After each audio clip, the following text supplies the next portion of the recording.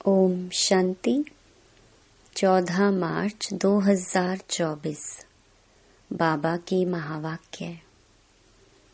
मीठे बच्चे, तुम्हें पढ़ाई कभी मिस नहीं करनी है। पढ़ाई से ही स्कॉलरशिप मिलती है, इसलिए बाप द्वारा जो नॉलेज मिलती है उसे ग्रहण करो। प्रश्न: लायक ब्राह्मण किसे कहेंगे, उसकी निशानी सुनाओ। उत्तर: पहला, लायक ब्राह्मण वह जिसके मुख पर बाबा का गीता ज्ञान कंठ हो। दूसरा, जो बहुतों को आप समान बनाता रहे। तीसरा, बहुतों को ज्ञान धन का दान पुण्य करे। चौथा, कभी आपस में एक दो के मतभेद में ना आए।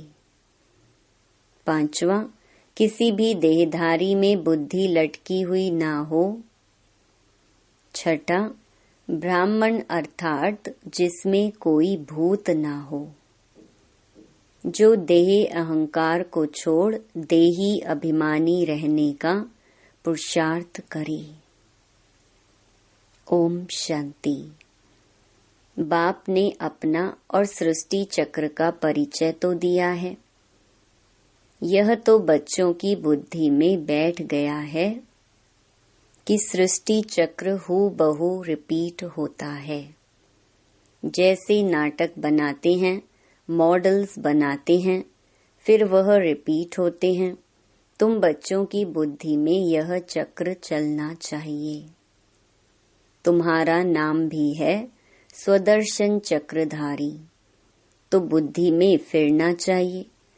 बाप द्वारा जो नॉलेज मिलती है वो ग्रहण करनी चाहिए।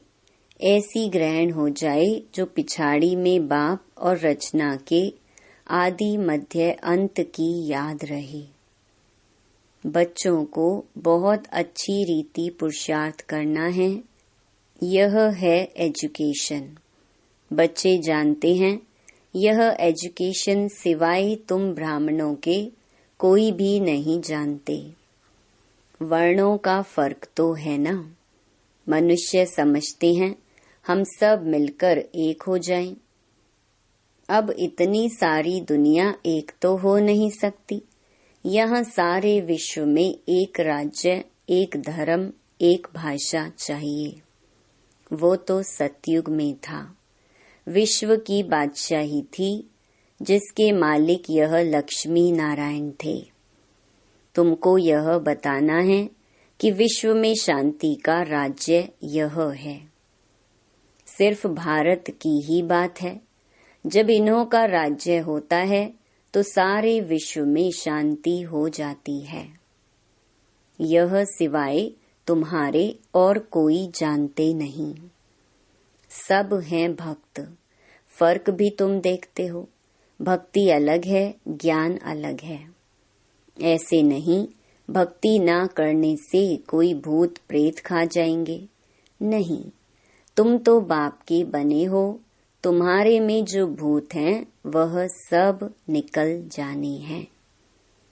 पहले नंबर में भूत है देह अहंकार। इनको निकालने लिए ही बाप देही अभिमानी बनाते रहते हैं। बाप को याद करने से कोई भी भूत सामने आएगा नहीं। 21 जन्मों के लिए कोई भूत आता नहीं। यह 5 भूत हैं रावण संप्रदाय के। रावण राज्य कहते हैं। राम राज्य अलग है, रावण राज्य अलग है।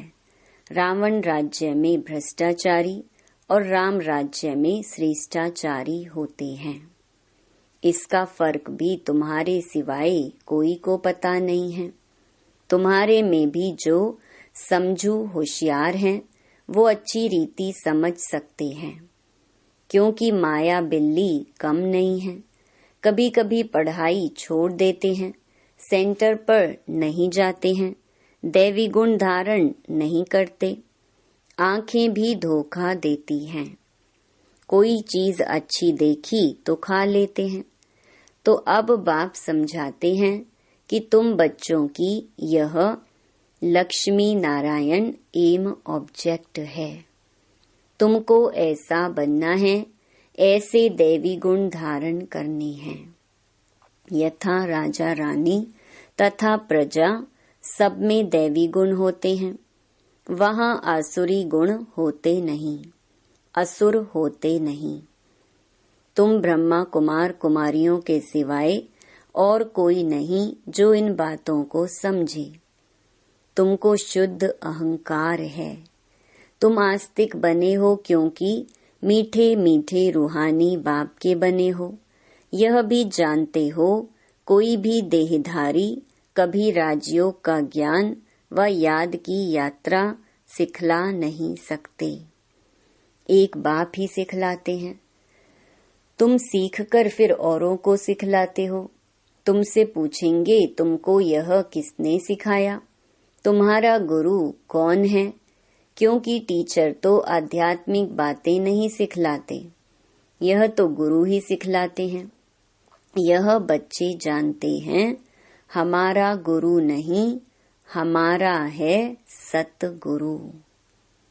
उनको सुप्रीम भी कहा जाता है। ड्रामा अनुसार सतगुरु खुद आकर परिचय देते हैं और जो कुछ सुनाते हैं वह सब सत्य ही समझाते हैं और सचखंड में ले जाते हैं। सत एक ही है, बाकी कोई देहधारी को याद करना है झूठ। यहाँ तो तुम्हें एक बाप को ही याद करना है।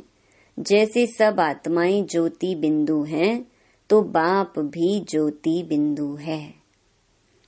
बाकी हर आत्मा के संस्कार कर्म अपने अपने हैं, एक जैसे संस्कार हो नहीं सकते।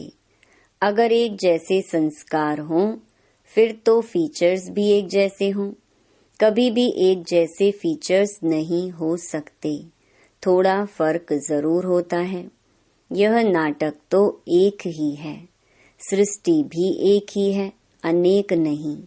यह गप्पोड़े लगाते हैं कि ऊपर नीचे दुनिया है, ऊपर तारों में दुनिया है। बाबा कहते हैं ये किसने बताया है? तो नाम लेते हैं शास्त्रों का। शास्त्र तो जरूर कोई मनुष्य ने लिखे होंगे। तुम जानते हो यह तो